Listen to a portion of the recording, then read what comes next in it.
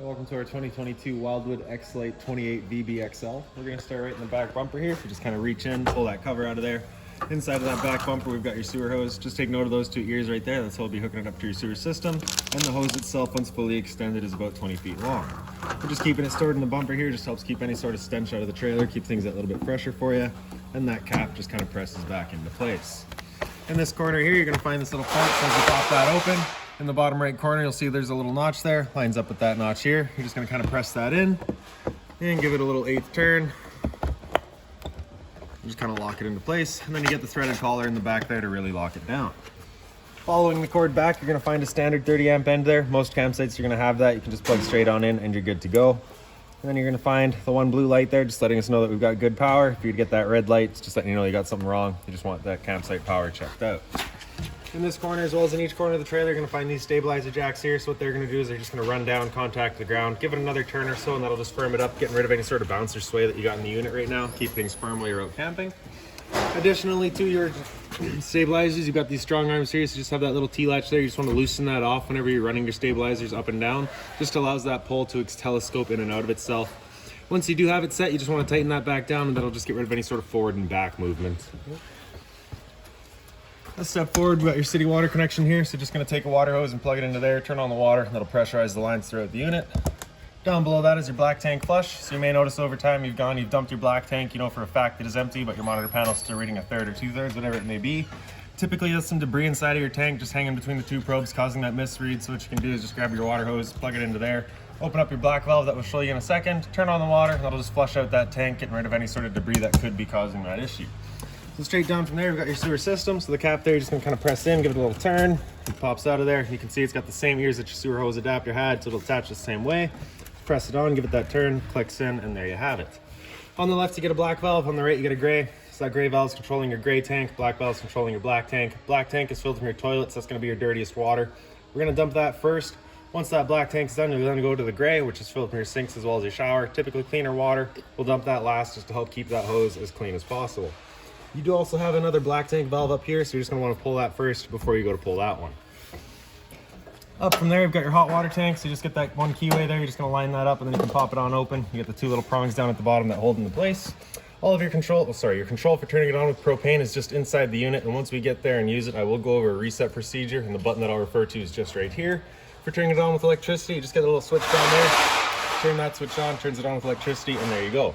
Before you ever turn it on though, you just want to hit this relief valve right there, and you should get a little bit of water out of there if it's full. Currently empty right now just because we got the unit winterized. If it were full though, you get a little bit of water out of there, letting you know you are safe to fire it up. If you're not getting water out of there, you just want to make sure your water system's all turned on and you got this guy full before you fire it up, just so that you're not running the risk of burning anything out. For putting this cap on, you're just going to line up those two bottom posts, press it into place, line up that keyway, lock her back down, and there you have it. Up from there, you've got your exterior shower, so you'll get a key just like this guy here. Stick it on into there, you can open it up. And you get the standard 3-foot hose with the standard head, hot and cold water. So if the dog's out getting muddy, you can spray him off before he goes inside. We'll just close it up and lock it back down with the same key. And towards the front of the unit, we're going to find your other stabilizer jack down here. The only difference here is that your strong arm goes towards the center of the unit, so you kind of got to reach up in there a bit more. Up from there, we've got your storage compartment. So as you open that up, it just holds open with the little magnetic latch. This customer has opted to go with the weight distribution hitch, so we just got that stored in here for him. We've also got the water hose here, as well as a park adapter. So your 30 amp short cord would go into there, 15 amp into a standard household outlet. So if you're looking to plug in at home to charge your batteries or in your fridge, you got the power to do so. This compartment is also accessible from underneath your bed inside, so we'll show you that once we get there. Around front of the unit, back on the frame here, you're gonna find a battery disconnect switch. So the way you've got it set right now, pointed up, that's it turned on. If you were to turn it off and pull it right out of there, that's your battery disconnected from the system. So whenever you're out camping, you just wanna make sure that's in, and whenever you're not using the unit, pull that out. Your batteries themselves are housed inside of those boxes here. This customer has opted to go with the dual battery setup, so we've got the two batteries set up there for him. As long as you're plugged in through that short cord in the back, those batteries are charging, as well as through your 7-pin to your tow vehicle. Two little knobs here. If you loosen those off and push them back, we get access to your propane valves. For the video, I'll just pull this off. All right, so you can see we don't actually have a changeover. You're just running one tank or the other. So you run off of the one. If your propane appliances start turning off, you just come out here, close this guy off, get this tank filled while you run off of this one. And then up front, we've got your power tongue jack. So up top, we get a little light switch, turns on a little light down below. And then down below, up is up, down is down. This little plug back here, if you just pull that off, that's where you'd be attaching your manual override. I'll show you that manual override in just a second here. Okay, around the side of the unit, we got the other end of your storage compartment here. So again, magnetic latch just holds it open. This door right here is a dry erase surface. You've got some dry erase markers. You can make yourself some notes up there. Inside of this compartment here, you're gonna find all these accessories that we've supplied for this customer as well as we've got some manual overrides in here. All right, so this guy right here is a little laundry hamper. We can show you that once we get inside. And then up on the wall here, we've got your manual override for your T-latches. And then down below is the jack for running all of your stabilizers. Hung up in there as well is also going to be your manual override for that front tongue jack. And then as we make our way back, we've got your exterior kitchen here. So just got the 2 latches, open it on up. Again, just the magnetic latches. 120 volt fridge, so as long as you're plugged in, this guy's going for you. Inside of here, we find your water hose here as well. So you just get the 2 little ears in that adapter here. When we pop open this port, you see it just lines up with those 2 there. Just kind of press it in, give it a little 1/8 turn, locks into place. And then you get your hose with the little garden end on there as well. This is going to be cold water only. As soon as you're hooked up, it is pressurized. Once we're done, just kind of press it in, lock it out, and there we go. Once we're done, especially if you used it, you just want to stretch it out and open it up and just allow itself to drain itself out before you put it back away. Beside that, we got your griddle. So that guy's just going to pull on out. We got your propane hose here, so just a quick connect, pull that collar back and you can undo it. Right in the back, we'll find the quick connect attachment to the griddle. So again, pulling that collar back, pressing it into place. And she locks down. We'll stretch out that hose.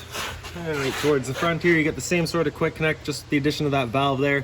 So with that valve opened up, you cannot undo that quick connect, so it's just kind of an added safety. You have to close off propane before you can attach or remove your hose. All right, there we go. So now that hose is attached, we can open up the flow. Come up top to our griddle. We're just gonna press that knob in, turn it past light. Now it is gonna take a couple of tries just because it's gotta clear the air to the propane line. It's perfectly normal. Once it gets going, you can see that flame there. Once we're done, just kind of press it in, turn it back down to off, and then turn itself off. Then we're gonna come down, we're gonna close off that flow of propane, push back that collar, we can pull our hose out of there, put that dust cap back in it, pull it out of the back of the griddle, same way. And then I just like to attach the hose to itself, just ensures that absolutely nothing's getting in there. Store it back away, and there you have it. Right above that is your fresh water connection. So you're just gonna pop this cap out of there, take your water hose, stick it into there, turn on the water. That'll fill up your fresh water tank. You know that tank is full once it starts spitting water out of that vent there, or just by watching the monitor panel inside. The drain for that tank is straight down here. So you just get this 1-weight valve there. You're just gonna pull that back. It drains itself out. Get a Gfi Protected Outlet out here, as well as a cable and satellite outlet. So if you're looking to have TV outside, you got the power to do so. Up from there, we're gonna find your range vent. So of course, propane stove is putting off fumes whenever you're using it. So you just wanna make sure that this flap here is opened up, allowing our fan inside to evacuate said fumes. Once you're done, you're just gonna kind of press it into place. So you hear it click, and that'll just prevent any sort of dust from kicking up in there. Get your 2 exterior speakers out here.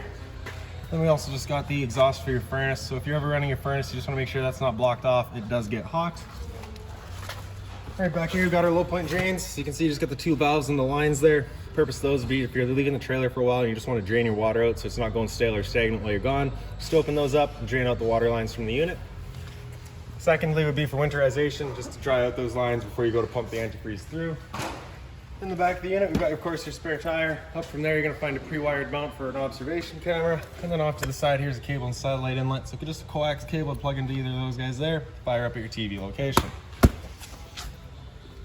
We'll make our way inside now. Actually, really quick before we do that, this box right here, I am going to be placing right inside of your door for this customer just because they've opted to go with the generator, of course. We don't have a storage compartment big enough for it, so I will be placing it just inside of the door. The door itself is just on a friction hinge, so it just kind of sits wherever you leave it. And for your steps, you're just going to pull that blue knob over. That'll unlatch it and you can open it up. These 2 little posts right there, if you just push those in, allows you to extend or retract your legs just to meet the demands of whatever your site is. As you make your way inside, immediately in on your left, you're gonna find your fire extinguisher. So that's standard, pull the pin, point and shoot. Down below that, we've just got a bunch of accessories for that generator. We have run that generator up, so we know that the oil is good, battery's good, and the fuel is good as well. Just kind of left your fuel kit as well as the funnel for it and the last little bit of the oil there. This dimmer switch here, if we just tap that, turns on all of your interior lights. If we press and hold, it'll dim them down. And if we continue holding, it'll dim them back up. Up from there on the bottom right here, you've got your slide out switch. Press and hold the bottom of that and the slide will make its way out.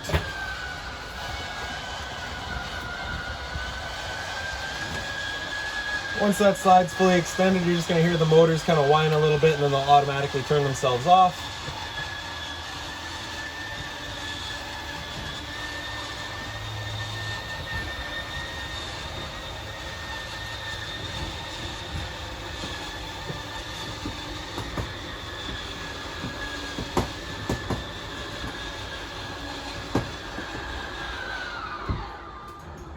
And there you have it.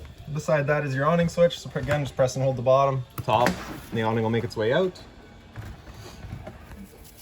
Once that awning's fully extended, we're going to see a little white flap come down, and then we'll also see the black of the metal tube. Once you see that, you're going to want to stop. If you're to continue extending, it will actually wind itself up backwards, in which case our fabric will be underneath our tube, allowing it to then hold water, accelerating the growth of mold and mildew. So there's our flap, and there's our tube. So once you see that, we can stop. Now if it were to start raining, it is of course going to hold some water anyways. What you can do is grab either arm, front or rear, and just pull down on it. And you can see that changes the pitch of the awning out at the head, allowing water to then run off. Now if you like that angle better, because it does give you more shade, you can do the same thing with the arm up front. Just before you bring it back in though, you want to make sure these guys are back out straight and fully extended, just so that we're not running the risk of bending anything. Now you can press and hold the bottom of that switch and the awning will make its way back in. Again, just making sure that our fabric is over top of the tube. And another thing to keep in mind with your awning is once you get up to about 15-20 kilometers an hour wind, it does catch the wind, so you just want to bring it back in again so that you're not running the risk of bending your arms. And once it is fully closed, it'll just kind of tuck up with the trailer and it'll hold itself there.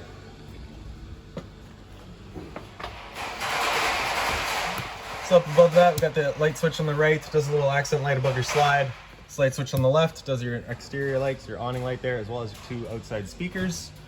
Your water heater switch, center right here, center left, sorry. We've got that, so turn that switch on, turns on our water heater with propane. That little light there is going to come on, letting you know the ignition sequence will start. Once that light goes out, the ignition sequence has started. It's going to try that 3 times. If after the 3rd try it hasn't fired up, that's when you'll be going out and using that reset button that we'd shown you. So stood right here, you can hear the click of the igniter, then you can hear the whir of the flame. We know that tank is good. On the left side there, you got your water pump switch. Turn that on, turns on your water pump, drawing out of your freshwater tank to pressurize your lines. Above that is your monitor system. So press and hold battery. You can see we're currently C for charging. Because we're plugged in, we're currently charging. G would be good, F is fair, and L is low. For your fresh tank, as you fill that up, you'll go to 1/3, 2/3, and full. Same idea for your black and your gray. Up above that here, you've just got the, you can see, pre-wired for solar. So if you were to go with the Go Power controller, it would be mounted right here. And we'll just make our way into the bedroom now real quick. So as you get in here, your light switch is just up on the wall. Blinds throughout the unit pretty much just sit where you leave them. Once you're done, just pop them and they flop back up. USB charging up on the wall here, as well as a little bit of closet space there. So this is also CPAP accessible, so you've got the power outlet there for it, and then the little outlets for it as well. Identical on the other side. Like I'd said outside, you get the little laundry hamper, so as you open it up, that's right there. And also if you pick up the foot of your bed, you get access to that storage compartment as well as some cubbies here. Close that back down. Right above our heads here, we've got a power outlet as well as a cable and satellite outlet. So you do have a TV backer back here as well. So if you're looking around the TV, it's going right there. And then this blind here, like I said, just flops back up. Emergency exit here. So you're just going to pull that red tab to get rid of the screen. Take this handle here, throw it outside, and hop on out. You can see you also get USB charging here. And like I said, you have the CPAP on this side as well. So your entertainment area here, so you of course have a TV backer here as well. You run all of your wires through here to your power outlets and cable and satellite outlet down here. So cable and satellite on top, antenna down below. That green light on right there is just letting you know your antenna is turned on. Hit that button right there, turns it off. That antenna will also help clear up your stereo signal. The unit is also prepared for Wi-Fi. For your stereo, the power button there is just going to turn it on. Hit source to cycle through all your different modes. Volume right here, Zone 1 is going to be, I believe, your outside set. Zone 2 is your inside set. So you press and hold, those can turn off. Press and hold it and turn them back on. So AM, FM, cycle through all of your bands. USB is just right in the front here. Bluetooth connect to your phone, and then source for whatever else is available. That'll come up. HDMI is right in the front here, and you also have auxiliary right in the front. And if you press the power button, that's just going to mute it. Press and hold turns it off. And then just lastly, all of your presets and controls for your phone down in the bottom here. Below that, we've got your fireplace. So on the right side there, you got the power button, turns it on. Center right, we got your flame color. So you got the 4 different colors to cycle through there. In the center, you've got the light intensity, or sorry, the background light. This is set 4, it's just going to cycle through all of its light colors. Center left, you've got your heat, so off, low, and high. And then on the very left, you've got your timer, 30 minutes up to 9 hours. Once we're done, the power button there on the right just turns it back off. A little bit of storage on either side. And then into your slide, you just got that center push button lights above the couch and your dinette. So for this entire Versa Lounge, as they call it, we've got the one couch over here, which does flip down. Pop that up, folds on down. Then you can see you get this cushion here, so they're just on Velcros. So you pull those out of the way. You can call that a king size bed or a queen size at least.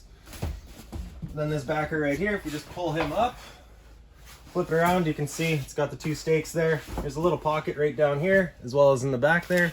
You just line those up, slide it into place, and then take this cushion here to fill in this spot. You've then got your dinette. And then lastly, what you can do is you just got the 2 table legs on your table here, so you just be pulling your table up. You can pull those legs out, and then there's the little pedestals across that you'd lay your table down onto.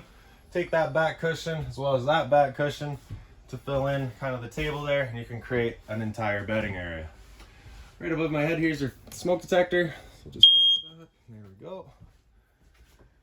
And for your kitchen, you get a little bit of storage up here.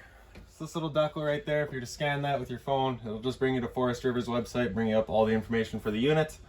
This binder here has all of your owner's manuals, any remotes, anything like that for the unit, you'll find right there. Up above the counter here, you got another little light, just on its own center push button. Hot and cold water, the mobile head. Down below that, we get a little bit of storage. Just being mindful of our drains back there. Of course, don't want to be breaking those. The one drawer here. Then we get your microwave up top here. It's pretty standard, just like home. Not much I'm going to teach you there. And then down below that, we get your range vent. So there's your light and your fan. So this is that fan that you want turned on whenever you're using your stove to evacuate our fumes. For the stove, it's just got the bifold cover, flips on back. Take your knob here and turn it over to light and hit it with a sparker. You can see she fires straight up. Well, like I said outside, the first time you go to use your propane system, it can take a minute for everything to fire up just because you got to clear all the air out of the propane lines. It's perfectly normal. Once we're done, turn it all off and fold it back down. For the stove, you just got the knob on the right here. You're going to push that in, turn it over to the little flame, hit it with the sparker, and right in the back there, you can see you get that pilot light going. Once you get it going, you just want to hold the knob in for another couple of seconds, then you can release and it'll hold itself. Turn up to your desired temperature, and she fires right up. Once we're done, turn it back down to just pilot light, and it'll hold just the pilot light for you. But if you're traveling or leaving the trailer for a while, you just make sure that guy's right off. The little button on the side there turns on all of your knob lights as well as your stove lights. 12-volt fridge here, so as long as that battery is charged or charging, it is going for you. We've got temp selection across the top there. And then the freezer, temp selection's right in the back. Down below that, we just got the return air for your furnace. You just want to make sure that's not blocked off. Up on the wall here is your thermostat. So we press that bottom bar, it'll wake it up, and then it'll come into a fan speed. So fan low is just moving air. There's no cooling involved. It's just going to leave that fan on low all the time. After that, if we hit it again, it'll come into fan high. So just the high fan all the time. And after high fan, hit it again, it'll come into cool high. So at this point, that high fan is going to stay on all the time. Cooling will come in and out as needed. Same idea for your low cool. So that's where your low fan will stay on all the time with cooling in and out as needed. Once you come into cool low autos, this is where it becomes an on-demand system. So both the compressor and the fan will kick in and out as needed. Only ever using the low fan. Cool high auto, we'll use the high fan on demand. Temp selection, of course, just with your arrows there. Hit that bar again after cool high auto, it'll come down into heat. It'll turn off the air conditioner and turn on the furnace. There you go. So the furnace is going to be moving its air through all the little portals that you have up in the walls there. You also have one by the entrance. And then just real quick for your air conditioner, with that thing turned on and going, you basically got two different options. You can have these two louvers here closed, in which case we're moving all of our air through the ceiling ducting. Or you can open them up and it just dumps all of its air into the living room here. So when you first get out to your campsite, you want them open, cool off this area as quickly as possible. Then you can close them off to start moving the air throughout. Just turn that off now real quick. And straight down from there, you've got your LP detectors. Propane's heavier than air, it'll sit on the floor. This guy will detect it and start going off just like a smoke detector. And into the bathroom here, your light switch is just up on the wall. Your toilet just flips on open with the flusher on the right side there. Gfi Protected Outlets, so test on the bottom, reset on top. So if you ever have outlets that don't work, this is the first thing you should check. For your medicine cabinet, as we open that up, you'll see you just got a little tongue right there. Just holds on to this elastic right there is your travel latch. Down below that, we got hot and cold water at the sink, of course. A little bit of storage down below, being mindful of our drains and our water lines. And then behind me, we have your shower. So it is all just magnetic. Magnet closed, magnet open, standard head and hose. Above my head, we have your roof vent. So you're just going to turn that knob to open it up. In the back corner, you got a switch here, turns on the fan.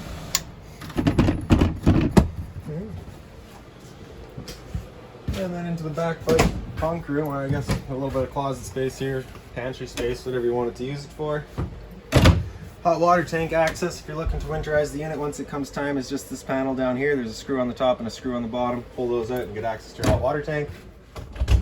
And then in the bunk room, lights are all just on their own center switches here. And the two bunks do fold up as well.